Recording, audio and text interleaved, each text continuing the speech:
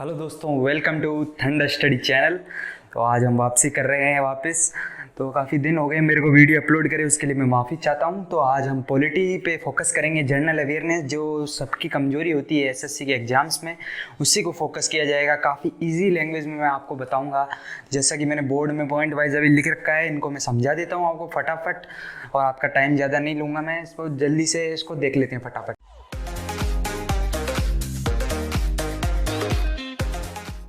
तो 1934 इससे यहाँ से जो है हमारी मेन पॉलिटी जो है एसएससी की चालू होती है। बाकी पहले वाली पॉलिटी आप पढ़ना चाहते हैं तो आप 9-10 की बुक पढ़ सकते हैं, पर ये इनफ है मेरे हिसाब से। 1934 idea of constituent assembly. Idea of constituent assembly जो है डेवलप होना चालू हो गया था 1934 के अंदर, 1934 में। तो कॉन्स्टिट्यूएंट असेंबली जो है ये हमारी पूरा कॉन्स्टिट्यूशन है, जो भारत का संविधान है, ये जो है बनाने के लिए कॉन्स्टिट्यूएंट असेंबली एक डिज़ाइन करना ज़रूरी होता है। तो इसका आइडिया जो है डेवलप करना चालू कर दिया था हमारी जो भी क्रांतिकारी लोग थे हमारे उस टाइम, सुभाष चंद्र बोस और पंडित जवाहरलाल नेहरू, एवरीवन। तो उन्होंने कॉन्स्टिट्यूएंट असेंबली का आइडिया डेवलप करा। फिर उन्होंने 1935 के अंदर इंडियन नेशनल कांग्रेस ही थी उस टाइम, तो उन्होंने इसको डिमांड करी, ऑफिशियली ब्रिटिशर्स के सामने रखा और उनसे डिमांड करी हमें हमारी कॉन्स्टिट्यूएंट असेंबली सेपरेट चाहिए और हम ब्रिटिश के अधीन अब काम नहीं करेंगे। ओके, 1940 आया। फिर 1940 के अंदर अगस्त ऑफर एक ऑफिशियल नाम रखा गया इसका ब्रिटिशर्स द्वारा, और अगस्त ऑफर के अंदर ये जो है एक्सेप्ट कर ली गई है कॉन्स्टिट्यूएंट असेंबली की अपील। कॉन्स्टिट्यूएंट असेंबली की अपील जो है यहाँ पर एक्सेप्ट कर ली गई है 1940 में, ठीक है। और फिर 1946 में क्या हुआ, constituted under cabinet mission plan. फिर 1946 में जो है हमारी कॉन्स्टिट्यूएंट असेंबली फाइनली पूरी तरह से बन गई और 1947 में आज़ाद हो ही गया था भारत। तो 1946 में हमारी कैबिनेट मिशन प्लान के अंदर जो है असेंबली बन गई थी। तो ये काफ़ी इंपॉर्टेंट है, इसको आप याद रखिए। डायरेक्ट 1 नंबर का क्वेश्चन इसमें पूछेंगे। इसके अंदर जो है हमारी कॉन्स्टिट्यूशन असेंबली बन गई थी। तो इसके अंदर कौन कौन लोग पार्टिसिपेट करें, क्या होती है, वो थोड़ी मैं डिटेल में आपको बताता हूँ। तो पहले जो इंडिया था, जैसा कि आप स्क्रीन पे देख पा रहे हैं मैप, जैसा कि आप मैप में देख पा रहे हैं दोस्तों, यहाँ पर पिंक कलर के अंदर प्रिंसली स्टेट है और येलो कलर के अंदर हमारी ब्रिटिश इंडिया है। तो येलो कलर जो है जैसे राजपूताना, भवालपुर और ये बलूचिस्तान स्टेट, ये सब इंडिया में आते थे पहले। गिलगिस्तान, जम्मू कश्मीर, हैदराबाद, ये सब राजा रजवाड़ों की स्टेट थी, इन पर ब्रिटिशर्स का कब्जा नहीं हो पाया था। और ये येलो कलर में जो दिखा रखा है यहाँ पर मैप में, ये सब हमारे ब्रिटिश इंडिया के कब्जे में थे ये सब, और ये सब ब्रिटिश इंडिया इसलिए कहा गया। तो ये 2 डिवीज़न थे हमारे इंडिया के। अब हम पढ़ते हैं आगे। ब्रिटिश इंडिया और प्रिंसली स्टेट, जैसा कि मैंने आपको मैप में बताया, ब्रिटिश इंडिया और प्रिंसली स्टेट से हर एक 296 रिप्रेजेंटेटिव आए। 296 रिप्रेजेंटेटिव में से जो हर एक रिप्रेजेंटेटिव है, एक रिप्रेजेंटेटिव जो है वो 1 लाख पीपल को रिप्रेजेंट करेगा। मतलब उनका एक तरह से लीडर होगा, उनका रिप्रेजेंटेशन होगा। जैसे राजस्थान को एक रिप्रेजेंट कर रहा है अभी हमारा चीफ मिनिस्टर, वैसे ही ये एक रिप्रेजेंटेटिव मान लीजिए आप, मोटे मोटे अंदाजा ये है इसका। तो ऐसे 296 रिप्रेजेंटेटिव आए ब्रिटिश इंडिया से, जहाँ पर ब्रिटिशों का कब्जा था वहाँ से। और प्रिंसली स्टेट से हमारे 93 लोग आए। जो प्रिंसली स्टेट होती है राजा राजघराना का जो था उस टाइम, तो वहाँ से 93 रिप्रेजेंटेटिव भी आए।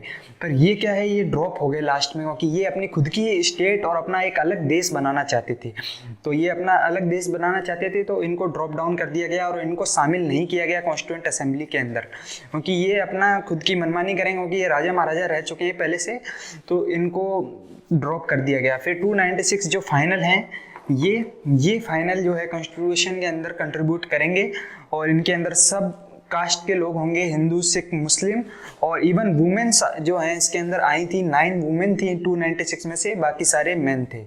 तो ये आप ध्यान में रखिए मोटा मोटा। अब हम चलते हैं नेक्स्ट।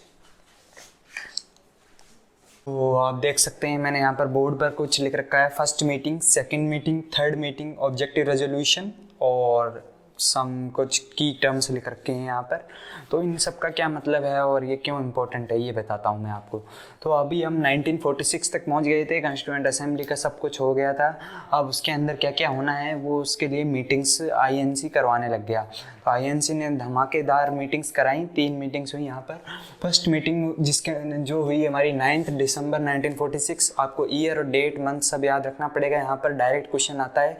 वैसे आप एक बार पढ़ भी लेंगे तो आपको ऑप्शन देखते ही आंसर आ जाएगा, तो रटने की ज़रूरत नहीं है। तो 9 दिसंबर 1946 में डॉक्टर सच्चिदानंद सिन्हा जी को फर्स्ट जो है यहाँ पर मिनिस्टर बना दिया गया, कॉन्स्टिट्यूएंट असेंबली का प्रेसिडेंट बना दिया गया। ये फर्स्ट प्रेसिडेंट थे, सीनियर मोस्ट थे सभी लोगों में, जो भी असेंबली के मेंबर्स थे, क्रांतिकारी लोग जो भी थे। तो ये फर्स्ट प्रेसिडेंट थे हमारे इस कॉन्स्टिट्यूएंट असेंबली के, ठीक है। पर ये ज़्यादा दिन नहीं रहे, 2 ही दिन बाद दूसरी मीटिंग हुई 11 दिसंबर 1946 को, और डॉक्टर राजेंद्र प्रसाद, ये आप सब जानते ही होंगे, जो बाद में फर्स्ट प्रेसिडेंट मतलब वो बने हमारे डॉक्टर राजेंद्र प्रसाद। तो इनको सेकंड मीटिंग में फिर इनको बना दिया गया, इनको ड्रॉप कर दिया गया। फिर थर्ड मीटिंग जो हुई वो हुई हमारी 13 दिसंबर, 2 दिन से मीटिंग हो रही है 1946। इसमें पंडित जवाहरलाल नेहरू ने जो है हमारे, उन्होंने पास करा एक ऑब्जेक्टिव रेजोल्यूशन। ये बहुत ही इंपॉर्टेंट है, कई बार सवाल आया है प्रीवियस ईयर्स में, रिपीट भी होता है सवाल। ऑब्जेक्टिव रेजोल्यूशन, ये ऑब्जेक्टिव रेजोल्यूशन क्या चीज़ है? ऑब्जेक्टिव रेजोल्यूशन का मतलब है क्या ऑब्जेक्टिव माइंडसेट होगा जो भी हम असेंबली बनाएंगे, कॉन्स्टिट्यूशन बनाएंगे, ताकि लोगों का भला कैसे हो, क्या हो इसके अंदर। तो ऑब्जेक्टिव रेजोल्यूशन एक तरह से एक ऑफिशियल स्टेटमेंट होता है, इसमें वो पूरी जानकारी जानना चाहते हैं बाकी सीनियर्स और जो भी इसको फ्रेमिंग दे रहे हैं कॉन्स्टिट्यूशन को। तो पंडित जवाहरलाल नेहरू ने ऑब्जेक्टिव रेजोल्यूशन पास किया। तो इस पे कई विवाद भी हुए, पर लास्ट में इसको एक्सेप्ट कर लिया गया और पूरी डिटेल्ड जो है कॉन्स्टिट्यूशन का बताया गया सभी के सामने, सभी जनता को as well as Pandit Jawaharlal Nehru ji को। और then we have objective resolution. ये इसका मेन इंग्लिश में आप मतलब देखना चाहें तो आप देख सकते हैं, फिलोसॉफी बिहाइंड कॉन्स्टिट्यूशन। फिलोसॉफी का मतलब होता है क्या माइंडसेट है कॉन्स्टिट्यूशन बनाने के पीछे, और क्या उससे लोगों का भला, क्या क्या हम कर सकते हैं जिससे लोगों का भला हो इसके अंदर। देन वी हैव 296 पीपल, जो मैंने आपको बताए थे अभी, 296 पीपल ब्रिटिश इंडिया से जो आए थे। वो ऑलरेडी लेजिस्लेटिव असेंबली थी पहले ब्रिटिश इंडिया के अंदर। ब्रिटिश इंडिया पहले ही डेमोक्रेटिक था ब्रिटिश की पॉलिसी के हिसाब से, पर लेजिस्लेटिव असेंबली और सब हमने उन्हीं से लिए, ब्रिटिशर से, क्योंकि वो ऑलरेडी हम उनके अंडर में रूल करे हैं, तो उनका ही थोड़ा जो फ़ायदा मिल रहा है वो ले लेते हैं। तो 296 पीपल जो आए थे, इनकी कमिटीज़ बनाई गई। उन कमिटीज़ पे डायरेक्ट क्वेश्चन आएंगे, तो वो उन कमिटीज़ की आपको इंपॉर्टेंट लिस्ट बता दूंगा। बहुत सारी कमिटी नहीं लिखूंगा, मोस्ट इंपॉर्टेंट जो बार बार पूछी गई है वो कमिटीज़ लिख दूंगा। तो आपको बस वही याद करनी है और आपका काम हो जाएगा। तो 296 पीपल को डिफरेंट कमिटीज़ बना दिए और उनके चेयरमैन बना दिए, मतलब हर एक को एक एक लीडर्स बना दिए। तो मतलब ये ग्रुप्स हो गए, स्मॉल ग्रुप्स, और ये मेजर ग्रुप का लीडर डॉक्टर राजेंद्र प्रसाद जी हैं। हाँ तो दोस्तों यहाँ पर आप देख सकते हैं मैंने सारी कमिटीज़ जो है यहाँ पर लिख दी हैं। तो आप इन कमिटीज़ को डायरेक्ट याद कर लीजिए, एक बार मैं पढ़ देता हूँ, बाकी आप फिर स्क्रीनशॉट ले लीजिए तो आपका नोट्स भी यहाँ पर तैयार हो जाएंगे। First drafting committee, second union committee, union power committee sorry, union constitution committee, state committee, advisory committee of fundamental rights of minors, और provincial constitution committee, steering committee, then we have rules of procedure committee. तो इनके मैंने जो भी head हैं या इनके leaders जो बनाए थे वो उनके नाम यहाँ पर लिख रखे हैं। ड्राफ्टिंग कमेटी के मैंने यहाँ पर नहीं लिखा है, वो मैं लिख देता हूँ। ड्राफ्टिंग कमेटी के थे हमारे BR भीमराव अंबेडकर जी,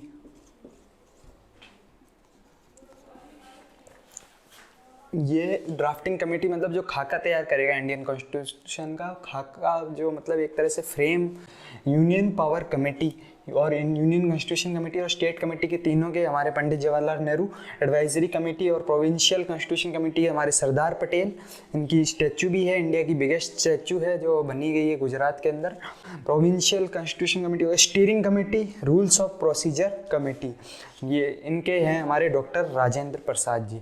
ओके दोस्तों, तो यहाँ पर हमारी सारी कमेटी हो गई है और बेसिक्स जो है पॉलिटी के SSC के लिए वो आपके यहाँ पर क्लियर हैं। तो इस तरह से हमारा इंडियन कॉन्स्टिट्यूशन आया और इसके अंदर काफ़ी आर्टिकल्स और शेड्यूल और काफ़ी चीज़ें आएंगी आगे, वो भी मैं आपको एकदम इजी लैंग्वेज में बता दूंगा शॉर्ट में, जैसे स्टोरी फॉर्म में मैंने आपको यहाँ पर समझाया। बस आप इस वीडियो को 1-2 बार देख लें, अगर आपको एक बार में समझ में नहीं आता है तो आपको पूरा क्लियर हो जाएगा। धन्यवाद दोस्तों, चैनल को लाइक करें, शेयर करें ताकि जो भी दोस्त तैयारी कर रहे हैं और जिनको हिस्ट्री पॉलिटिक्स पढ़ने में दिक्कत आती है वो आसानी से चैप्टर के कंसेप्ट्स को समझ सकें और याद रख सकें। धन्यवाद दोस्तों, जय हिंद।